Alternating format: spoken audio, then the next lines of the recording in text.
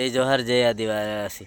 હાલો ભાઈઓ, મારે આદરું કેવું છે કે આ સરકાર સોના ચાંદીનો એનો ભાવ બઢાવે તે સોના ચાંદીનો ભાવ બઢાવ્યો તે આપણે આ મોલ વાવીએ તો મોલ પાકીએ એ ટાણે ભાવ ઘટાડી નાખે.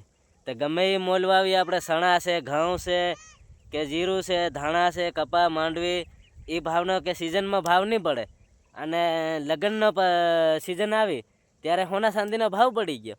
તે આપણને ગરીબ માણસને મારવાની કોશિશ છે કે આ સરકાર આપણને ભાવ નહીં આલે ને પછી આ એના ટાણામાં આપણે લગ્નના ટાણા આવીએ તો એને કે હવે અમારે કમાઈ ચાલુ થાય એમ કરીને સોના ચાંદીનો ભાવ બઢાવી નાખ્યો.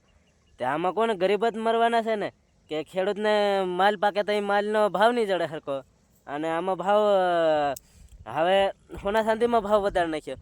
તો હવે સોનું ચાંદી લેવું કેવી રીતે, ભાવ જડે નહીં લેવું કેવી રીતે એ તો વિચાર કરો. આમાં ખેડૂત મરી જાય ને ગરીબ માણસ મરી જાય. આપણે ભાગ્ય રાખીને કમાઈ કરે એને સરખો ભાવ નહીં જડે તો એને સરખો ભાગ નહીં જડે પછી સોના ચાંદી કેવી રીતે લેવું.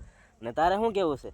મારે શું કેવું, આ સોના ચાંદીનો ભાવ ચડી ગયો આપણે ગરીબ માણસ મહેનત કરીને મરીએ અને ભાવ ચાંદીનો હીનો ચડી ગયો અને આ મોલ વખતે મોલનો ભાવ ઘટી ગયો. તે મોલનો ભાવ ચડવો જોઈએ કે નહીં ચડવો જોઈએ? ચડવો જોઈએ ને. સોના ચાંદીનો ભાવ ચડી ગયો મોલનો ભાવ ચડવો જોઈએ ને. હા, તો એમ મોલનો ભાવ ચડવો જોઈએ કારણ કે હવે કામ કરીને તૂટી ગયા અને અત્યારે ભાવ ચડ્યા. હવે માંડવી કઈ ના હોય ને બધા માંડવી કપાયો વેચી નવરા થઈ ગયા અને હવે ભાવ ચડે હાવ કાં તો લેવાનો કપા વગર સિઝને. હવે માંડવી કપાનો ભાવ હાવ વધ્યો.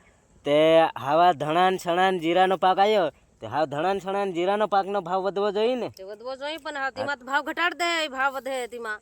હા, તે આના હવે ધણા છણાનો ભાવ વધવો જોઈએ અને આ વિડીયો બંને અત્રો શેર કરજો કે ફૂલ હવે કે ધણા છણા કે જીરું પાક ઉપર આવ્યું એટલે હાવીનો ભાવ વધવો જોઈએ. અને પછી વેપારી ખાય અને આપણા આદિવાસી ભાઈ તો કામ કરીને મરી જાય. આપણી ભાઈઓ આદિવાસીઓ રાત દન્ય મહેનત કરીને અને આપણને કઈ મળે નહીં. જય જોહર જય આદિવાસી.